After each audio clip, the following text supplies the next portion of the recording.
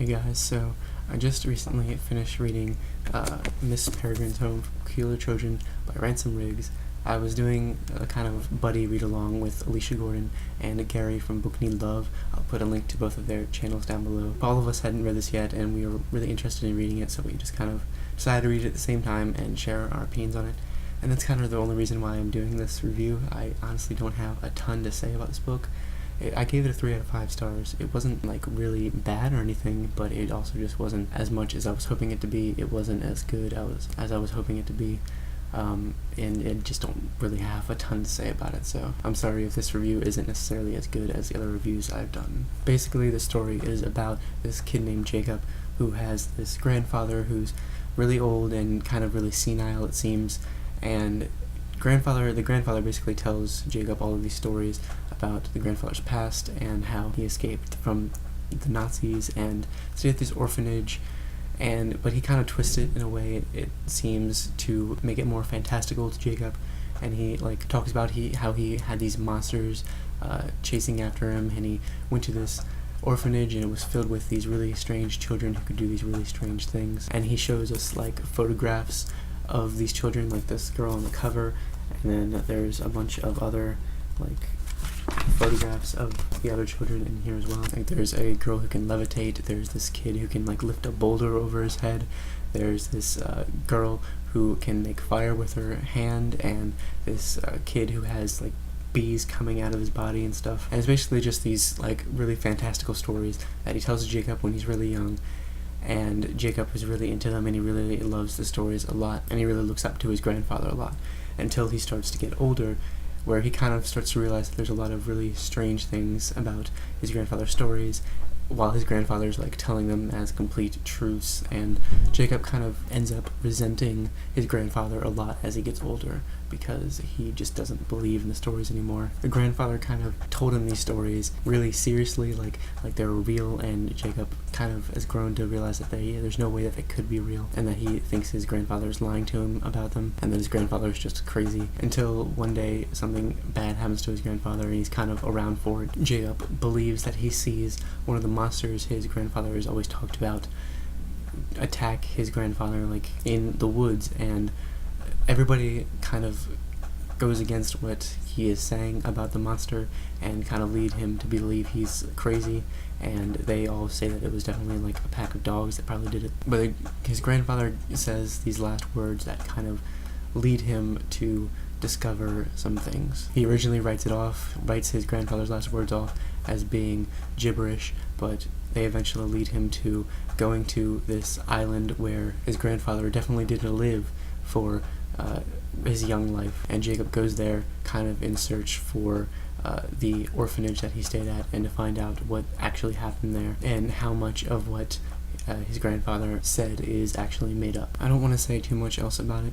If you haven't read it and you're interested in reading it, I don't want to spoil anything, because there's a lot more that I could say without spoiling a lot more stuff.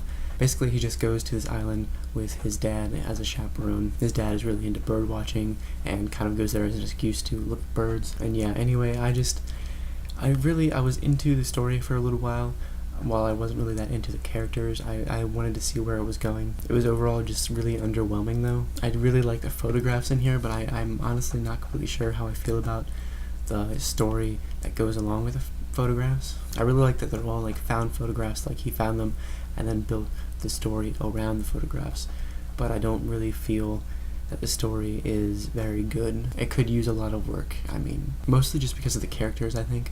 I think the story could have been fine if the characters were better. I didn't even really like the main character. I mean, his voice was kind of there, but it was also just really dim and distant. It just didn't feel fully fleshed out and fully realized.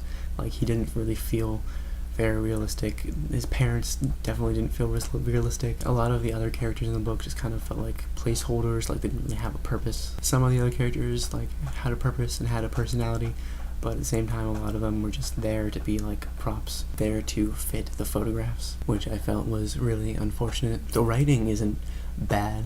The way he told the story wasn't bad. I did kind of enjoy it a little bit.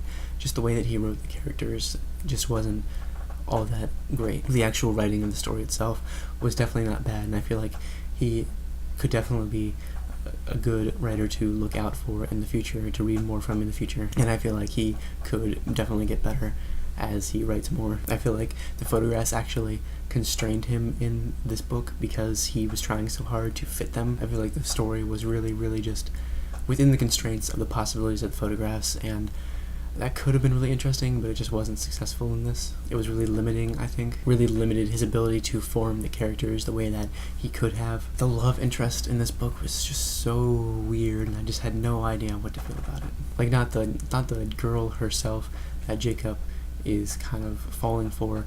I didn't really have a problem with her. I actually kind of liked her as a character sometimes, although she kind of annoyed me sometimes as well, just like the main character did.